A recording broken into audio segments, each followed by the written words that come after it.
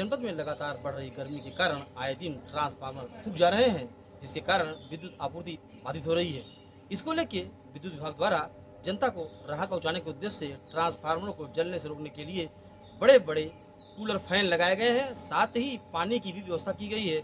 पानी ट्रिपिंग करके ट्रांसफार्मरों को ठंडा करने का प्रयास किया जा रहा है, जिससे जनता को निर्बाध रूप से बिजली मिलती रहे। बढ़ गई है, इसको लेके विद्युत विभाग द्वारा लगातार आपूर्ति जारी कैसे है, क्या व्यवस्था की गई है? इसके लिए पावर परिवर्तक की ओर पहले तो मैं कूलिंग की व्यवस्था की गई है। हर प्रत्येक केंद्र पर कूलिंग फैन के द्वारा भी व्यवस्था की गई। उसके अलावा हम कूलिंग वाटर के द्वारा भी उस पर स्पेशल अरेंजमेंट के द्वारा लगातार वाटर कूलिंग भी की जा रही है, जिससे उसका टेम्परेचर डाउन हो, जिससे ट्रांसफार्मर की क्षतिग्रस्त ना हो, बची रहे और विद्युत आपूर्ति भी सुचारू रूप से बहाल होती रहे।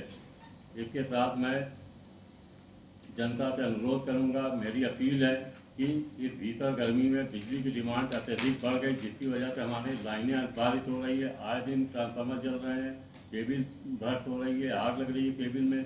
तो हमारा अनुरोध है यही है कि जहां आपके घर में 2 एसी है, आप एक एसी से काम चलाइए, कम से कम विद्युत का उपयोग करिए।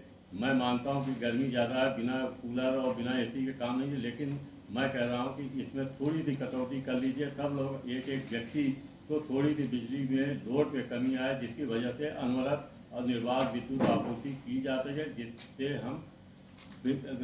वजह बिना कटौती के हम बिजली आपूर्ति कर सकें। ट्रांसफार्मर जल जा रहे हैं जगह जगह, उसके लिए क्या समस्या हो रही है?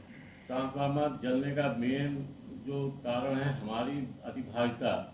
जो डिमांड हमारी जाड़े में जो ट्रांसफार्मर पे मेरा 100 एम्पियर लोड था, वो अचानक 500 एम्पियर के ऊपर बढ़ गया, जो एक ट्रांसफार्मर की मैक्सिमम कैपेसिटी से भी ज़्यादा हो गई है। तो इस वजह से ट्रांसफार्मर भी जल रहे हैं ओवरलोडिंग की वजह से। तो हमारा इसी वजह से, इसी परिप्रेक्ष्य में दोबारा अपील करता हूँ कि आप कम से कम ट्रांसफार्मर बचे तो आपकी बिजली भी सुचारू रूप से मिलेगी, आपकी नींद भी अच्छी आएगी। और इसके लिए आप हमें सहयोग बस इतना है कि आप अपने घर के सीमित कम से कम जितनी विद्युत से काम चल सके उतना उपयोग करें आप।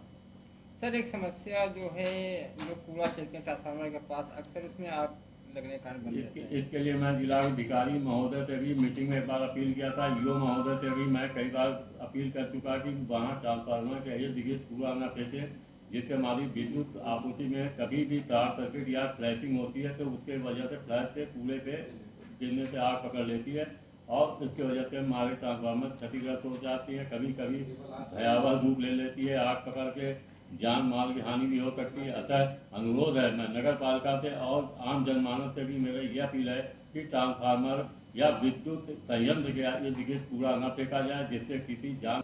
जौनपुर से विश्व प्रकाश श्रीवास्तव की रिपोर्ट।